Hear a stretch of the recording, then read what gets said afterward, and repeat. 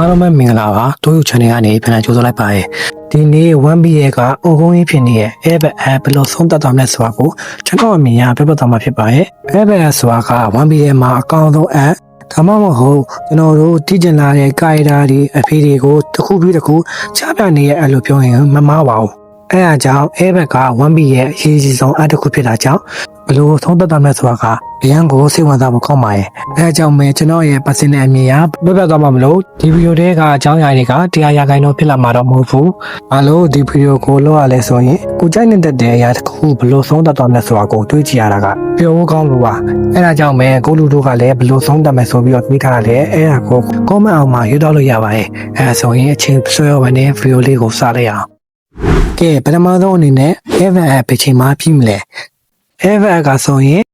chapter 1126 2024စက်တင်ဘာ16ရက်နေ့မှာစတင်ထုတ်လုပ်ခဲ့တာဖြစ်ပြီးအခု2026ဩဂုတ်လအတွင်းမှာ chapter 1190ထွက်ပြီးပါပြီအဲဒါကြောင့်ပဲ Airbag ကဆိုရင်နောက်လာဆိုရင်2နှစ်ပြည့်ခဲ့ပါပြီဒီ2နှစ်အတွင်းမှာအရေးကြီးအရာအများကြီးကိုချပြခဲ့တယ်ဥပမာကာရီယာရဲ့မှာဆိုရင်အရေးကြီးတဲ့ Loki ရှမ်းရဲ့ညီအကိုရှမ်းရောပြီးတော့ကျွန်တော်တို့အရန်ကိုတည်ကျင်လာတဲ့ World DC Bank အခုဆိုရင် 1B ရဲ့အထူးက main feeling လို့ထင်နေကြရဲ့ emo ကိုတော့မှတရက်မှာစတင်ချပြလာပါပြီဒါအပြင်အရေးကြီးရဲ့ God Valley Accident တို့ရဲ့ငယ်ဘဝနဲ့အခုဆိုရင် Python ညိုတဲ့က emo နဲ့ join point တို့ရဲ့စစ်စပ်ရေးတွေကိုဖြည်းဖြည်းချင်းချပြလာဖြစ်တာကြောင့် Airbag အတွင်းမှာပဲ Python ညိုရဲ့အကြောင်းကိုတီကောင်းသိလာရနိုင်ပါရဲ့အဲဒါကြောင့်အခုဆိုရင် emo နဲ့ Luffy တို့ချတာကနောက်တဲ့ chapter 5ခုဒါအပြင် Soul Versus Soul မှာစံကြီး Versus Killing Gun ဒါအပြင်ရွာတဲ့ကဖြစ်နေတဲ့ပြည်နာရေးကိုဖြည့်ချမှုဆိုရင်အနည်းဆုံး chapter 20လောက်ထိကထပ်ပြီးတော့တွားအောင်ပါအဲ့ဒါထင်မကဘူး Python ချိုရဲ့အကြောင်းမှာထပ်ပြီးတော့ချပြလာရင်ဆိုရင်တော့ Airbag ကနောက်ထပ်တစ်နှစ်ခွဲနှစ်နှစ်နီးပါးလောက်တွားအောင်မယ်လို့ကျွန်တော်ကထင်ပါတယ်ဘာလို့နှစ်နှစ်နီးပါးကြာမလဲဆိုတာကိုကျွန်တော်တက်ပြပါမယ် Airbag အစတင်ခဲ့တဲ့ chapter ကနေအခု1190အထိ chapter ပေါင်း65ခုထွက်ပြီးပါပြီအဲ့ဒါကနှစ်နှစ်နီးပါးကြာပါရဲ့အဲ့ဒါကြောင့်တစ်နှစ်ကိုပြန်ပြန်33 chapter ဒါမှမဟုတ်ရင်32 chapter အဲ့လောက်ပဲထွက်ပါရဲ့အဲ့ဒါဆိုရင်အေးမှုနဲ့ Luffy တို့ချတာ Airbag ကပြည်နာတွေကိုဖြည့်ရှင်းဖို့ဆိုတာက chapter 20ကျော်လောက်ကြာမယ်ပြီးတော့ဂုံကိုရဲ့အကြောင်းကလည်းထပ်ပြီးတော့သိရနိုင်သေးရဲ့အဲ့ဒါတွေအပြင်ကျွန်တော်တို့သိကျင်နေတဲ့ Poison ဂျိုရဲ့အကြောင်းကိုပါထပ်ပြီးတော့သိလာရရင်တော့အဲ့ဒါဆိုရင် chapter က40နီးပါးဒါမှမဟုတ်ရင်49ကျော်သွားမှာဖြစ်တာကြောင့်အနည်းဆုံး Airbag ပြီးဖို့ဆိုတာကတစ်နှစ်ကျော်အများဆုံးနှစ်နှစ်မပြည့်ခင်မှာ Airbag ကအဆုံးသတ်မှာပါနောက်တစ်ခုအနေနဲ့ Airbag မှာရှိနေတဲ့လူတွေမဟုတ်ပဲလူပြီးတော့ဘက်ကိုဘယ်သူတွေလောက်ကူညီနိုင်အောင်မလဲအခုပုံစံရဆိုရင် Luffy ကအီးမှုကိုနိုင်မှုဆိုတာကဒီ app မှာမဖြစ်နိုင်သေးပါဘူးဘာလို့မဖြစ်နိုင်သေးရလဲဆိုတာကိုတော့နောက်ပိုင်းမှာရှင်းတော့ပါမယ်အခုအီးမှုပြန်မှုပဲဖြစ်ဖြစ်ဓမ္မမဟုတ် Airbag မှာဖြစ်နေတဲ့ပြည်နာတွေကိုဖြည့်ရှင်းမှုအတွက်အခုညီရလာမယ်ဆိုရင်ဘယ်သူတွေဖြစ်လာမလဲဆိုတာကိုပြောပြတော့ပါမယ်ပထမဆုံးရာခိုင်နှုန်းများတော့ရှန့်က Airbag မှာနေပြီးတော့ Luffy တို့မြောက်ကန်မှာထွက်သွားတာပါအဲဒါကြောင့်ရှန့်ဆိုတာထက် Red Bike တွေကပြန်လာပြီးတော့ Luffy တို့ဖွဲ့ကိုကိုညီယာကဖြစ်ကောင်းဖြစ်လာနိုင်ပါရဲ့သူတို့နင်းနေတဲ့ကျုံမှာအနေရကြလာကိုမသိရတော့မဖြစ်တတ်ပါဘူးအဲဒါကြောင့်ရှန့်လာပြီးကိုညီဦးဆိုတာက80ရာခိုင်နှုန်းလေးကြပါရဲ့ကျန်တဲ့20ရာခိုင်နှုန်းကတော့အိုးသားပေါ်မှာပဲမူတည်ပါရဲ့နောက်ထပ်တစ်ယောက်ကတော့ Dragon ကတော့လာဖို့တိတ်ပြီးတော့မဖြစ်နိုင်ပါဘူးဒါပေမဲ့စားဖို့မှာ Luffy ရဲ့ Vivia Cat ရှိနေအောင်ကြောင့်အီးမှုဆောက်ကလေးက Luffy ရဲ့ Vivia Cat ကမီးဆွဲနေနိုင်ပါရဲ့။ဘာကြောင့်လဲဆိုရင် Luffy ကလည်းကာဗန်တာမကဲခင်တင်မလို့ဖြစ်နေအောင်ကြောင့် Luffy ရဲ့ Vivia Cat ကမီးဆွဲနေနိုင်ပါရဲ့။အဲဒါကြောင့် Dragon ရောက်လာဆိုပြီးတော့လွတ်ပစ်လိုက်လို့ရပါရဲ့။ဒါပေမဲ့ Dragon ရောက်လာနိုင်ချေက40ရာခိုင်နှုန်းလောက်ပဲရှိမယ်လို့ကျွန်တော်ကထင်ပါရဲ့။နောက်တစ်ယောက်ကတော့ Blackbeard ကတော့ Fanny များစုရောက်စီချင်တာပါ။ဘာကြောင့်လဲဆိုရင်အခု Airbag မှာတော်တော်များများကဒဏ်ရာရပြီးတော့အားနေနေကြပါပြီ။အဲ့အချိန်မှာ Blackbeard လာရောက်လာရင် Blackbeard တော့ကတော့ဒါရဲ့အကုန်လုံးကရွှေရေးကြည့်ပါပဲ။ Blackbeard လို့ Defense Food စုစောနဲ့တူတဲ့အတွက်ကတော့ဒါရရွှေရေးကြည့်ပါပဲ။ဒါပေမဲ့ Blackbeard ရောက်လာနိုင်တာက20ရာခိုင်နှုန်းလောက်ပဲရှိမယ်လို့ကျွန်တော်ကမြင်ပါရဲ့။တခြားမထင်ထားတဲ့အကူအညီလည်းဖျားကောင်းရောက်ထွက်နိုင်တာကြောင့်ဥရာပေါ်မှာပဲအများကြီးမူတည်ပါရဲ့။ဒါဒီကကျွန်တော်ပြောတဲ့ဘောနဲ့ခမန့်ထားတဲ့ guide တိုင်းပါ။နောက်တစ်ခုအနေနဲ့အီးမှုနဲ့ Luffy ဘယ်လိုနိုင်မလဲကျွန်တော်ရဲ့အမြင်အရဒီအက်မှာအီးမှုကိုနိုင်စေချင်ပါရဲ့ဒါကကျွန်တော်အမြင်ရဖြစ်တာကြောင့်အမြင်သဘောထားကွဲလဲကောင်းခွဲလဲနိုင်ပါရဲ့ကဲအဲ့ဆိုရင်ကျွန်တော်ဘာလို့အီးမှုကိုနိုင်စေချင်တာလဲဆိုတာကိုရှင်းပြပါမယ်အရင်ဆုံးအနေနဲ့ Airbag မှာအီးမှုကရှုံးသွားပြီးတော့ပြတ်ထွက်သွားမျိုးဖြစ်တဲ့လားဆိုတာကိုတွေးကြည့်ပါ အင်းမှုအနေနဲ့ 1B ရဲ့ final villain ဖြစ်လာနိုင်တဲ့ဇာတ်ကောင်မှာအခုလို final ဇာတ်ကောင်မှာအင်းမှုကိုယ်တိုင်ဆင်းလာပြီးတော့လူဗီတို့ကအနိုင်ယူလိုက်မယ်ဆိုရင်နောက်လာမဲ့ဒါမှမဟုတ်ရင် final 1မှာအင်းမှုရဲ့ final villain အဖြစ်တိစောက်ထားရဲ့ဝိတ်တွေကအရန်ကိုရောနေသွားပြီးတော့အင်းမှုကလည်းကြောက်စရာကောင်းတဲ့ villain တယောက်ဖြစ်လာနိုင်မယ်လို့ကျွန်တော်ကမထင်ပါဘူးအဲ့ဒါကြောင့်ကျွန်တော်အမြင်အရအင်းမှုဟာ FF မှာမရှုံးသင့်ပါဘူးအဲ့လိုပြောလို့အနိုင်ရပြီးတော့ FF တစ်ခုလုံးကိုသိပ္ပံသွားမျိုးလည်းမဖြစ်နိုင်တော့ပါဘူးဒါဆိုရင်ဘလို့ဖြစ်လာမယ်ဆိုတာကိုကျွန်တော်ထင်တာကအင်းမှုဘက်ကတစ်ခုခုအနိုင်ရသွားမယ်လို့ကျွန်တော်မြင်ပါတယ်ဥပမာပေးရရင်အင်းမှုတို့အခုဖြစ်စီခြင်းနဲ့ချမ်းရကလေးတွေကိုပြန်ပြီးဆွဲရပဲဖြစ်ဖြစ်ဒါမှမဟုတ်အရေးကြီးရဲ့ FF ရဲ့လှုပ်ဝက်ချက်တစ်ခုခုဒါမှမဟုတ် Pfizer Jury နဲ့ပတ်သက်နေတဲ့အင်းမှုကြောက်ရရဲ့အရာတစ်ခုခုကိုဖျက်ဆီးသွားတာမျိုးဖြစ်ဖြစ်အဲ့လိုမျိုးအင်းမှုကတူလိုချင်တာရသွားပြီးတော့အနိုင်ယူသွားတာမျိုးဖြစ်ကောင်းဖြစ်လာနိုင်တယ်အဲ့လိုမှမဟုတ်ဘူးရိုးရိုးပဲသွေးရမယ်ဆိုရင်အင်းမှုအနေနဲ့အောက်ကဘာနဲ့ဆင်မပြေတဲ့ပုံစံမျိုးဖြစ်နေပါရဲ့အဲအားကြောင့်ပဲအင်းမှုကအချိန်ကတ်တဲ့ကြောင့်ပဲဖြစ်ဖြစ်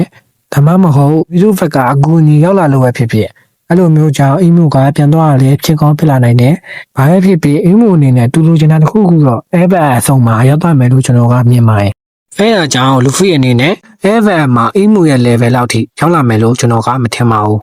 ကဲနောက်တစ်ခုကအင်းမှုနဲ့ချားရင်းနဲ့လူဖီ power ရနိုင်မလားကျွန်တော်ထင်တာကတော့ရနိုင်ပါရဲ့ဒါပေမဲ့လူဖီကအင်းမှုကိုအနိုင်ယူနိုင်လောက်တဲ့အထိ power ကတော့မလုပ်တင်သေးပါဘူးလူဖီက Gear 5ကရပြီးသားပါအခုထပ်ပြီးတော့အင်းမှုကိုအနိုင်ယူနိုင်တဲ့ power သားရသွားရင် final ကမဲရောက်ခင်မှာပဲလူဖီရဲ့ power scaling ကအရန်ကိုများသွားနိုင်ပါရဲ့အဲဒါကြောင့်လူဖီရဲ့ power ကအင်းမှုကိုနိုင်ဖို့အတွက်မဟုတ်ဘဲနဲ့အင်းမှုနဲ့တူတင်ကိုတင်ရှင်းပြီးတော့တိုက်ခိုက်နိုင်တာလည်းဖြစ်ကောင်းဖြစ်လာနိုင်တယ်။ဥပမာပြရရင်လူဖီရဲ့ဟာကီပို့ပြီးတော့တိုးတက်လာတာဒါမှမဟုတ်ရင် Gear 5ကိုပို့ပြီးတော့ထိန်းချုပ်နိုင်တာပို့ပြီးတော့အသုံးချလာနိုင်တာအဲ့လိုမျိုးဖြစ်ကောင်းဖြစ်လာနိုင်တယ်။ဒါအပြင် FF မှာရှိနေတဲ့ဇိုရိုစန်းကြီးဦးစောနဲ့တခြားဖွဲ့သားတွေတို့ရဲ့အင်အားတွေကလည်းပို့ပြီးတော့တိုးတက်လာနိုင်ပါရဲ့။အခုဆိုရင် power ဖြစ်ဖို့ပြနေတဲ့စန်းကြီးနဲ့ဦးစောရှိပြီးတော့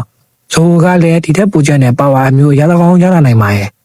ဘာဖြစ်ဖြစ်အဲဘက်ကစော့နဲ့လူဗီတို့ရဲ့ image ဖြစ်တာကြောင့်အဲကလို့ထွက်ပြသွားမှာတော့မဟုတ်ပါဘူးအဲအကြောင်းပါဝါတွေရလာပြီးတော့ပြန်လဲတိုက်ခိုက်နိုင်တာဒါမှမဟုတ်ရင်အကူကြီးရလာတာလည်းဖြစ်ကောင်းဖြစ်နိုင်နိုင်ပါတယ်ဘာပဲဖြစ်ဖြစ်ဦးစောရဲ့ပါဝါကတော့ကျွန်တော်တို့နေစင်းနေရာကြာပါပြီဒီရက်ကဦးစောအဖြစ်လာမယ်ဆိုပြီးတော့နှုတ်နေထားကြတာကြောင့်ဒီရက်မှာဦးစောကြီးကြီးမားမားတောင်းလဲဖို့နှုတ်နေပါတယ်ဒီလောက်တိုက်ပွဲတွေဖြစ်နေတဲ့အချိန်မှာတရားရောများတည်သွားမလားဒီနေရာမှာတော့ကျွန်တော်လည်းမခမတ်တတ်ပါဘူးဒါပေမဲ့တရားရောက်တည်ဆုံနိုင်ခြေကရှိမယ်လို့ကျွန်တော်ကထင်တယ်။ဘာကြောင့်လဲဆိုရင်ဝါနိုနဲ့အဲကိုပြန်ကြည့်ပါ။ဝါနိုနဲ့အဲမှာတယောက်မဟုတ်တယောက်တည်ဆုံကြကြရဲ့။အဲအကြောင်းပဲအဲဘက်မှာတော့အင်းမှုကိုယ်တိုင်ဆင်းလာတဲ့အခြေအနေဖြစ်နေပါပြီ။အဲဒါကြောင့်ပဲအဲဘက်ရဲ့အဆုံးမှာလုံးဝအသေးပြောင်းမရှိဘဲနဲ့ပြီးသွားရဆိုရင်ဒီတိုက်ပွဲတွေရဲ့ဝိတ်ကနေကောင်းနေသွားနိုင်တယ်။ဒါကြောင့်ဂျိုင်းရည်တွေကတယောက်ယောက်လည်းဖြစ်ကောင်းပြလာနိုင်တယ်။ဒါမှမဟုတ်ဂါရန်ကြီးလည်းဖြစ်ကောင်းဖြစ်လာနိုင်တယ်။တခြားအရေးကြီးတဲ့ဇာတ်ကောင်တယောက်လည်းဖြစ်ကောင်းဖြစ်လာနိုင်ပေမဲ့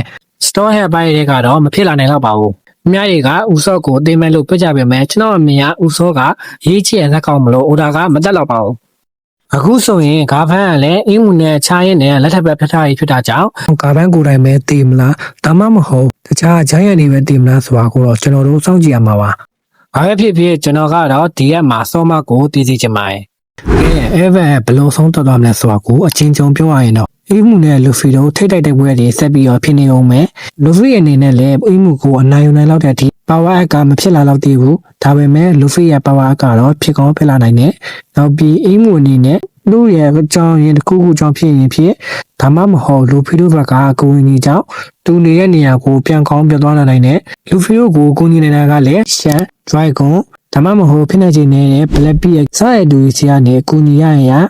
်ဒါမှမဟုတ်ရင်တော့အကြောင်းရင်းတစ်ခုခုကြောင့်ပဲအိမ်မှုပြန်သွားတာဖြစ်ကောင်းဖြစ်လာနိုင်ပါရဲ့။အဲဒါကြောင့်ပဲဒီရက်ကလူဖီတို့အရင်ကအက်ဒီလို့ကျွန်းကျွန်းပေါ်ရောက်မယ်။အိုင်ကျွန်းပေါ်မှာရှိနေတဲ့ villain ကိုအနိုင်ယူမယ်။အဲ့လိုမျိုးဇလန်းသွားမျိုးကိုတော့ဖြစ်လာမှာမဟုတ်တော့ပါဘူး။ဒါမှမဟုတ်ရင်တော့အိမ်မှုဘက်ကအနိုင်ရသွားတာလည်းဖြစ်ကောင်းဖြစ်လာနိုင်ပါရဲ့။ကြားပြအနေနဲ့ဒီနေ့မှာပဲမန်ဂါ1191 chapter ထွက်လာခဲ့ပြီ။အဲ့ဒီ chapter မှာအင်းမှုက fountain နဲ့ပေါ်လာတာကြောင့်အဲ့လိုကြောင့်ပဲအင်းမှုကအစွမ်းနေကုန်ထုတ်ချနေပြီအင်းမှုက final villain ဖြစ်မလာလို့ဆိုပြီးတော့ပြောနေကြပါရဲ့ဒါပေမဲ့ကျွန်တော်အမြင်ရတော့အင်းမှုကဒီထက်ပိုပြီးတော့စွမ်းပါသေးတယ်ကဲစဉ်းစားကြည့်ပါ drive ဘိုင်းဘယ်လောက်တန်မာလဲဆိုတာကိုသိရင် drive ဘိုင်းကိုဘယ်လိုနည်းနဲ့ဖြစ်ဖြစ်အနိုင်ယူခဲ့တဲ့အင်းမှုကဒီထက်ပိုပြီးတန်မာအောင်ပါပါအဲ့ဒါကြောင့်အင်းမှုကို short မတော့ပါနဲ့ဘာပဲဖြစ်ဖြစ်အင်းမှုက final villain ဖြစ်လာရတော့မှ main villain ကတော့ဖြစ်လာအောင်ပါပါ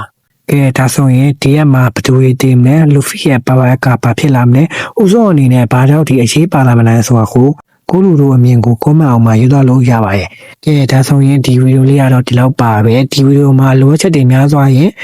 ဒါမှမဟုတ်သိချင်တာရှိလာရင်ဒီဗီဒီယိုကကွန်မန့်အောင်မှာရေးသားလို့ရပါရဲ့ကဲနောက်ဗီဒီယိုတစ်ပုဒ်နဲ့တူပြန်လာခဲ့ပါမယ် See you guys the next video